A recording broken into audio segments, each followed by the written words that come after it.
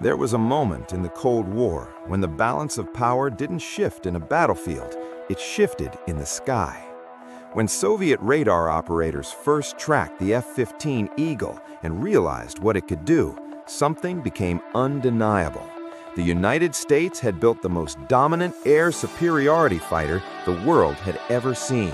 Not equal, not competitive, superior. And for millions of Americans watching from home during those tense decades, that mattered. Because this wasn't just about a jet. It was about proving that when challenged, American industry, American engineers, and American pilots could rise higher, fly faster, and think smarter than any adversary on Earth. The story of the F-15 begins in the shadow of hard lessons. The Vietnam War had exposed weaknesses in air combat doctrine, and American leadership understood that air superiority could never again be assumed. It had to be absolute. Out of that realization came a machine designed with one uncompromising purpose: to win every fight it entered. Developed by McDonnell Douglas for the United States Air Force, the F-15 was engineered around raw power and total dominance. Twin engines gave it extraordinary thrust. Its thrust-to-weight ratio allowed it to climb vertically, almost like a rocket. Its radar could detect and track enemies long before they knew it was there. It wasn't built to survive combat, it was built to control it. Across the Iron Curtain, the Soviet Union had its own pride in aviation technology. The introduction of aircraft like the MiG-25 had shocked Western analysts with its speed and altitude performance. Soviet pilots trained rigorously, confident in their machines and doctrine. But speed alone does not guarantee victory. When intelligence reports began filtering in about the Eagle's performance, there was skepticism. Every nation exaggerates its capabilities, every military boasts. Yet as more data accumulated, the tone began to change. The first time Soviet pilots truly grasped what the F-15 represented was not through propaganda, but through performance. In exercises, in monitored engagements, and later in real combat situations involving American allies, the Eagle demonstrated something unprecedented.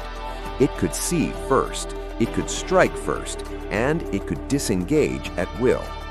Its AN.APG radar system allowed it to track multiple targets at long range while maintaining full situational awareness.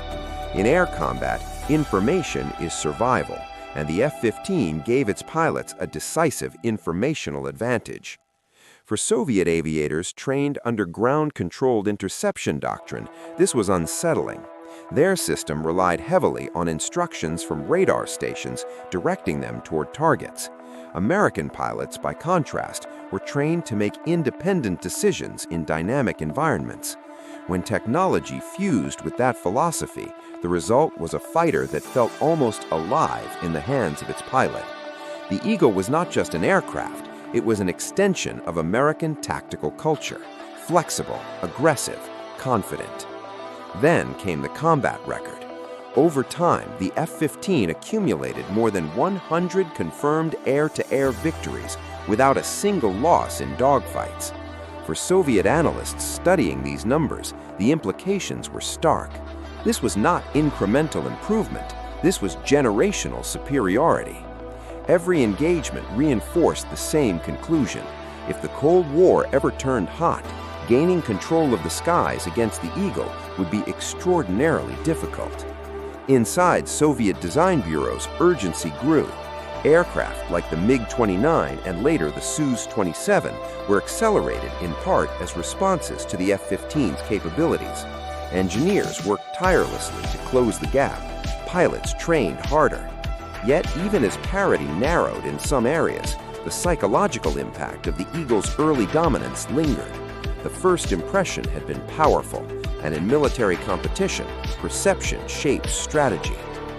For Americans who lived through those years of tension, knowing that the United States possessed unquestioned air superiority brought a quiet but profound reassurance.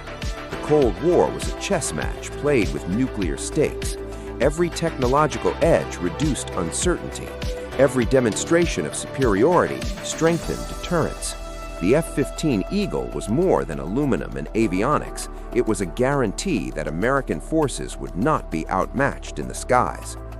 And when Soviet pilots faced the F-15 for the first time, whether through radar screens, intelligence briefings, or distant visual contact, they were confronting more than a fighter jet. They were witnessing the outcome of a nation that had decided mediocrity was unacceptable, a nation that responded to challenge with innovation, a nation that turned hard lessons into overwhelming strength. The Cold War never erupted into direct war between the superpowers. In many ways, that was the point.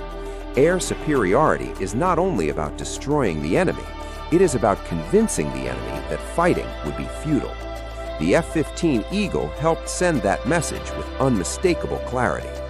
In the end, the shock Soviet pilots felt was not simply fear of a faster aircraft, it was recognition.